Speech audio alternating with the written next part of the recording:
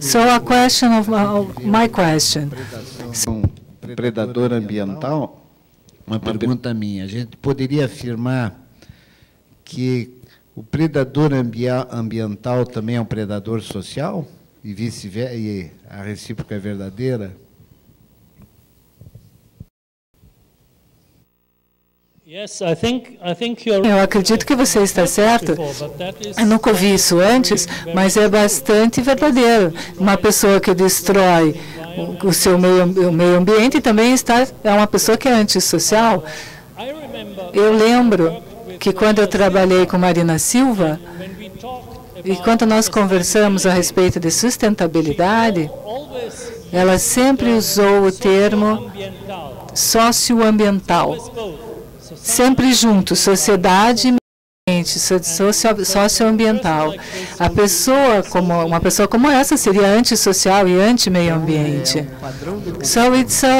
Então é um padrão de comportamento quando é predador social e é predador ambiental simultaneamente.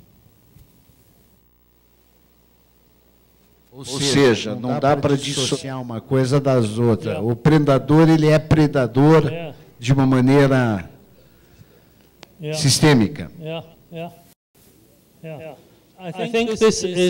Acredito que essa é uma ideia muito interessante. Nunca ouvi essa ideia antes, mas eu realmente acho que você deveria desenvolver. E eu quero dizer, escute, o que eu quero dizer, você deveria criar. Eu não disse que você deveria escrever uma dissertação a respeito disso. O que eu quero dizer é que você deveria criar um framework que permita, que diga, legal, entende? Que diga que se você destrói o meio ambiente, você também é antissocial. E você seria punido por ser antissocial. Isso seria bastante interessante, seria um framework legal. The reasoning is also... cultura que ele pertence, a tribo que ele pertence, porque ele... Então, a questão é que nós temos, na verdade, cultura predadora. E os indivíduos são predadores porque a cultura, esse é um padrão de comportamento. Então, a gente tem que atuar a um nível mais profundo, que é cultural. Seria algo assim... Capra, faz sentido? Well, I think this is to act in a cultural way. This is de uma maneira cultural, é o que nós estamos fazendo aqui. É isso que se está fazendo com essa conferência. Sim, acredito que é o que nós fazemos. Nós agimos em educação para mudar a cultura. Analisando a transmissão do conceito de ecodesenvolvimento proposto por Sachs para o desenvolvimento sustentável da Rio 92, este conceito de ecodesenvolvimento proposto por Sachs não seria apenas uma forma de mascarar o capitalismo?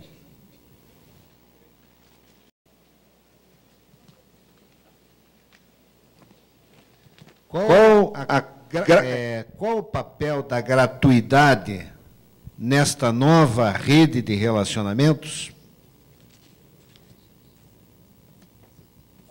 Gratitude? Gratitude, yes. Gratuity. Gratuity. For free charge. Qual o papel da free charge, da gratuidade nessa rede de relacionamentos? E qual foi o... Essa é uma pergunta muito boa. Qual foi o melhor insight que você teve quando estudou a vida de Leonardo da Vinci?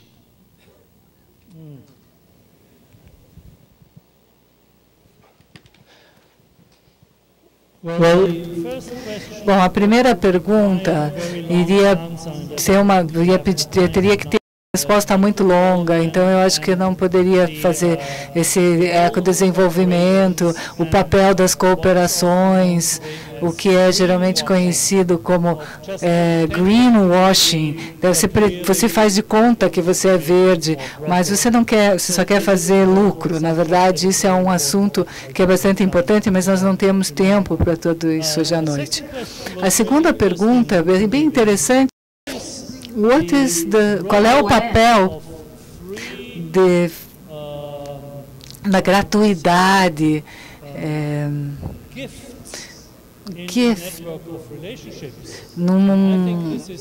numa rede de relacionamento? Porque uma rede de relacionamento humano é uma rede de mútua, é uma rede de solidariedade mútua, de reciprocidade. Essas são coisas que você recebe de graça, participando da rede. Eu acho que uma razão porque as comunidades são tão importantes hoje é justamente para nutrir, é importante nutrir comunidades, porque o capitalismo quer nos convencer que nós vamos ser felizes somente se nós compramos mais coisas, mais bens. Só que você tem que fazer, só que você precisa fazer é assistir os comerciais na televisão. Eu vou comprar isso, vou comprar aquilo. Você vai ser mais bonito, mais poderoso, mais atraente, mais feliz quando você faz isso. Mas o remédio oposto, o remédio para isso é formar comunidades, porque nas comunidades você não procura pela felicidade obtendo objetos, mas você acha felicidade em relacionamentos. Em relacionamentos, você não pode pagar, é de graça, é recíproco, mútuo. Então, por essa razão, suster essas comunidades é tão importante.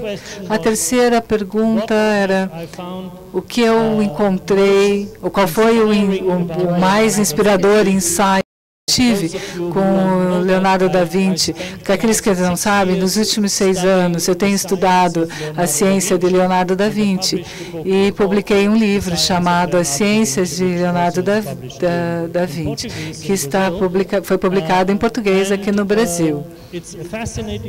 É uma história fascinante e realmente a parte mais interessante para mim foi Leonardo foi um pensador sistêmico.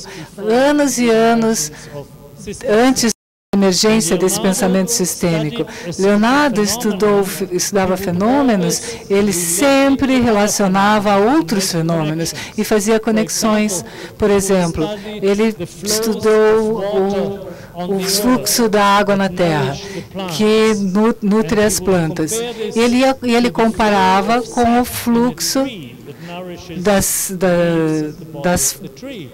da seiva nas árvores e nas folhas. Então, ele iria sempre comparar, e também com o fluxo do sangue, que nutre as células. Então, ele sempre fazia essas comparações entre os mesmos modelos, os mesmos sistemas vivos, em diferentes áreas. E no centro fundamental da ciência, nós precisamos entender o fundamento da vida.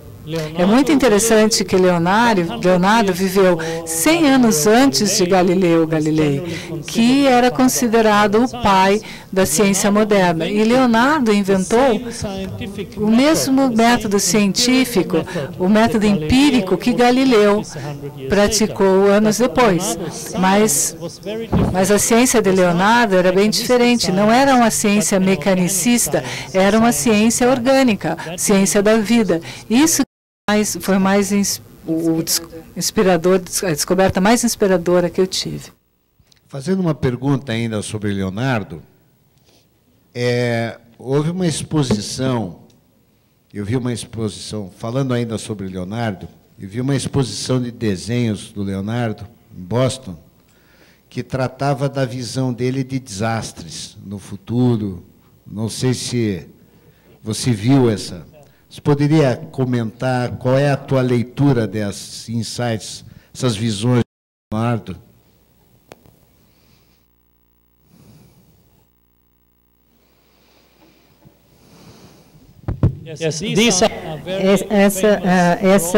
Esses são desenhos muito famosos sobre os desenhos do dilúvio bíblico.